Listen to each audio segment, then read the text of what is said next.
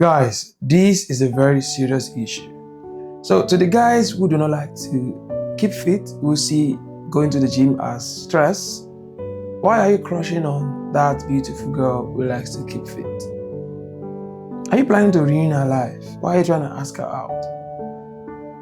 I don't get it. And to that girl who is crushing on some fit guy, you like my body, you like how he is, but you see keeping fit as stress, as a chore. Are you okay? Or are you guys just wicked? You're trying to ask that girl out, and you know you don't like fitness, you don't like to keep fit for any reason whatsoever. But you are onto that guy, you're onto that girl who loves to stay fit. Isn't that wickedness? Isn't that concerning? Are you guys okay?